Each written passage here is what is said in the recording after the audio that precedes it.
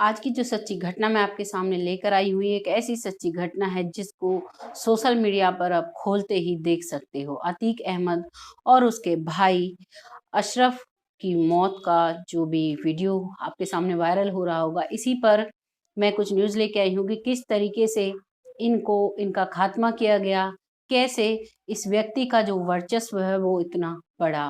Video को अगर पूरा जानना है तो आपको अंत तक बने रहना होगा। राम राम नमस्कार। ये जो सच्ची घटना है, ये इलाहाबाद के प्रयागराज की सच्ची घटना है जो कि उत्तर प्रदेश में पड़ता है। यहाँ पर एक व्यक्ति था जो कि तांगा चलाया करता था, जिस पर एक लड़का होता है, जिस लड़के का नाम होता है अतीक अहमद। अतीक अहमद महज 17 साल का था।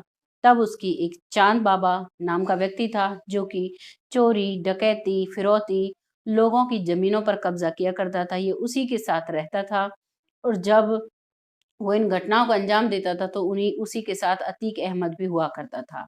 इनकी दोस्ती बरकरार रहती है, लेकिन एक दिन ऐसा आता है जब जो अतीक अहमद है उसको इलेक्शन लड़ना था। इलेक्शन जब लड़ना था तो इसी के चक्कर में जो चांद बाबा था उसको भी इलेक्शन लड़ना था, उसको भी किसी पद पर बैठना था। कुर्सी का चस्का ऐसा लगता है कि इन दोनों में लड़ाई हो जाती है और जब लड़ाई होती है तो एक तरफ से गोलियां बरसती हैं और जो चांद बाबा है उसकी महज 17 साल की उम्र में सन 1989 में ये जो अतीक अहमद है ये उनकी जान ले लेता है। और उसके बाद अब इसका वर्चस्व दिनों दिन कायम होने लगता है। जो भी ये करता है सभी उससे डरने लगते हैं। ये सिलसिला इतना भयानक तरीके से चलता है कि महज थोड़े से समय में ही इसने इतना बड़ा अपना एक एम्पायर आप कह सकते हो, इतना बड़ा, इतनी सारी ज़मीनें, इतने सारे, मतलब एक बहुत बड़ा ये नाम बन चुका था। कहीं भी कोई भी ज़मीन पे कब्ज़ा करना हो तो उसमें अतीक अहमद का नाम, और इसका जो भाई था साथ में, और इसके 5 बच्चे थे। उन 5 बच्चों को भी इसने इसी लाइन को सिखाया, बस गरीबों को दुखी करना, गरीबों की ज़मीनों को हड़प लेना, और चाहे अपने मन में कोई कितना भी बड़ा व्यक्ति हो, जिसके लिए इसने अपने मन में ठान लिया उसको पूरा कर देना। ये सिलसिला लगातार चला, लगातार चलने के बाद एक दिन ऐसा आता है जब ये विधायक की सीट तो ये लड़ते ही रहते हैं, फिर इसको सांसद बना दिया जाता है और जब ये सांसद बनता है, जिस विधायक की सीट पर इसका कब्जा था, अब ये उसको छोड़ना नहीं चाहता था और इसी की जो इसका एक गुर्गे जो इसके थे, उन्हीं में से एक व्यक्ति था राजूपाल, जो कि इलेक्शन लड़ता है, लेकिन इसको उस बात का बहुत बुरा लगता है। सामने से इसका भाई होता है अशरफ, जिसको ये खड़ा करता है, जो भी जिसके लिए भी वोटिंग होती है, इन दोनों के लिए वोटिंग होती है, लेकिन यहाँ पर राजूपाल जीत जाता है। जब राजूपाल जीतता है तो इसको इतना बुरा लगता है कि मानो इसका वर्चस्व अब खतरे में हो। अब ये उसको मारने की ठान लेता है और उसको उसके लिए, यानी कि उसकी हत्या के लिए प्लान बनाता रहता है और प्लान के तहत उसको लगभग 19 गोलियां मारकर वो मौत के घाट उतार देता है। और अभी भी इसका जो राजूपाल था उसका एक गवाह था जिसका नाम था उमेश पाल, जो कि एक वकील भी था पेशे से। अब भी इसको शांति नहीं मिलती है और अब उमेश पाल के पीछे ये पड़ जाता है, जिस उमेश पाल को मौत के घाट उतारता है इसका बेटा और उसके साथ उसका गुलाम नाम का शार्प शूटर। लगातार ये सिलसिला जब चलता है और जब शार्प शूटर उस व्यक्ति उमेश पाल की हत्या होती है तो ये बातें सोशल मीडिया पर इस कदर वायरल होती हैं कि सरकार की नींद टूटती है और इसको, जो वो लड़का है, उसको पकड़ लिया जाता है। जो इस अतीक अहमद का बड़ा बेटा होता है उसको पुलिस पकड़ लेती है। पकड़ने के बाद अब जब ये लड़के को पकड़ लिया जाता है तो ये अपने आप को बचाने की कोशिश करता है। मजबूरन इनकाउंटर में पुलिस को उसको मौत के घाट उतारना पड़ता है और जैसे ही उसको मौत के घाट उतारा जाता है उस दौरान जो अतीक अहमद था, इसकी पेशी लगी हुई थी, वो भी कोर्ट में, और वहीं पर इसके पास ये खबर पहुंच जाती है कि इसके बेटे का इनकाउंटर कर दिया गया है। वहीं पर ये दहाड़े मार मार कर रोने लगता है और पूरी तरह से अतीक अहमद टूट जाता है, क्योंकि वो जेल भुगत रहा था। इस पर लगभग 101 से ज़्यादा मामले दर्ज थे, चोरी, डकैती और हत्या के, ज़्यादातर हत्या के मामले दर्ज थे। बताया जाता है जब इसने अपना ये कार्य किया तो उस दौरान इसने, मतलब जब जिस इंसान से इसको दुश्मनी हो जाती उसको तब तक गोलियां मरवाता रहता था जब तक उसके प्राण नहीं चले जाते थे। ये सिलसिला इतना चला था कि वहां के आसपास के सभी लोग इतना डरने लगे थे अतीक अहमद के नाम से कि मतलब सभी के अंदर एक बहुत ही बड़ा डर बैठ गया था। और जब कोर्ट में इसको पता चलता है कि इसका बेटा नहीं रहा, इसके 2 बेटे पहले ही जेल में थे, एक बेटा बाहर था, उसको पुलिस ने एनकाउंटर में मार दिया और इसकी और इसके भाई की अदालत में पेशी लगी हुई थी।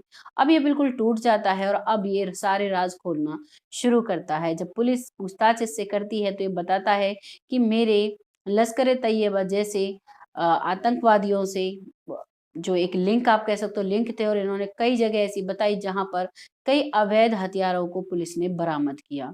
ये पूछताछ का सिलसिला चल ही रहा था, तभी जब इसके बेटे की मौत की खबर आती है, तो ये कहता है कि मेरा जी घबरा रहा है और उसके चक्कर में पुलिस वाले इसको मेडिकल परीक्षण के लिए मेडिकल कॉलेज लेकर जा रहे थे। उसी दौरान 3 लड़के आते हैं, तीनों लड़कियों के नाम थे जिसमें से एक का नाम था लवलेश तिवारी, दूसरे का नाम था सनी और तीसरे का नाम था अरुण कुमार।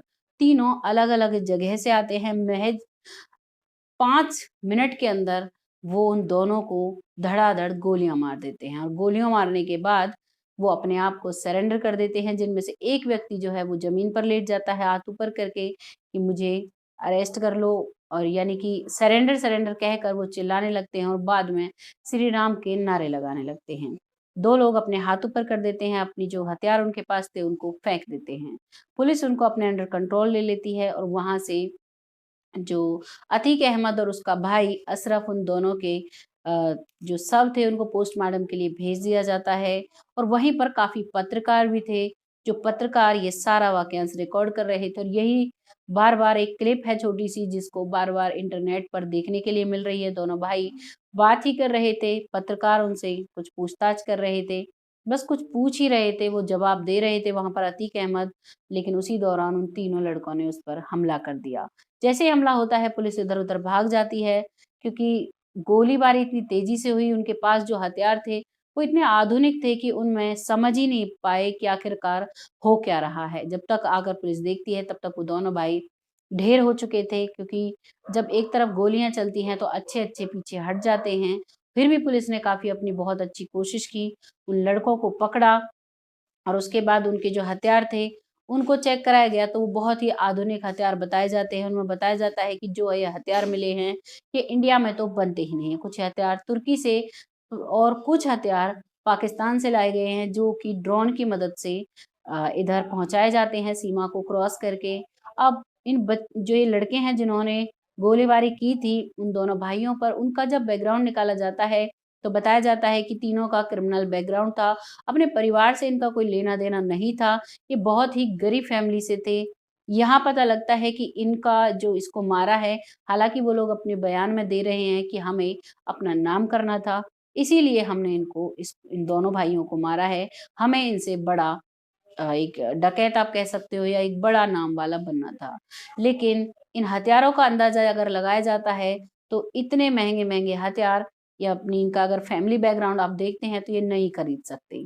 इन सभी के अंदाज़े से लगाया जा रहा है कि शायद कोई बड़ी ही ताकत इनके पीछे है। हो सकता है कोई बाहुबली व्यक्ति जिसने जो इससे बड़ा वर्चस्व कायम करना चाह रहा हो या फिर कोई ऐसा व्यक्ति जो इसी के यानी कि अतीक अहमद के द्वारा सताया गया हो, बताया जा रहा है। पुलिस अपनी पूछताछ प्रॉपर तरीके से कर रही है और अभी अभी की एक खबर है कि जो अतीक अहमद का भाई था अशरफ, उसका एक लेटर के बारे में बताया गया था।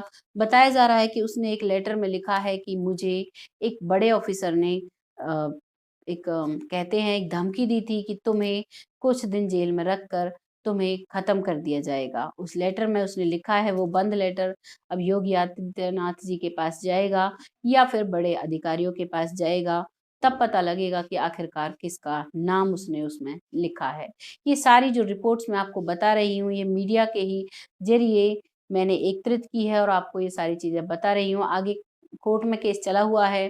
अतीक अहमद के साथ बुरा हुआ या अच्छा हुआ, अपनी राय कमेंट बॉक्स में ज़रूर लिखिएगा। इन कहानियों को लाने का सिर्फ़ एक ही उद्देश्य होता है कि आप लोग कुछ जानकारी लें, कुछ सीख लें। अतीक अहमद ने बहुत बुरा किया लोगों के साथ, वैसा ही उसके साथ हुआ एक जवान बेटे की अर्थी जब अपने सामने से निकल जाती है और खुद का भी बेहद ही खतरनाक अंत हुआ था। ऐसा किसी के साथ ना हो, इसीलिए इंसान को अपने नियम कायदे से चलना चाहिए, कानून से चलना चाहिए। कभी भी कानून को अपने हाथ में नहीं लेना चाहिए और पावर में इतना अंधा नहीं होना चाहिए कि हमें इंसानियत को हमें भुला देना पड़े। वीडियो कैसा लगा कमेंट सेक्शन में ज़रूर बताइएगा और इसमें आगे जो भी रिपोर्ट आती है उसको फिर आपके सामने लेकर आती हूँ। तब तक के लिए जय हिंद, जय भारत।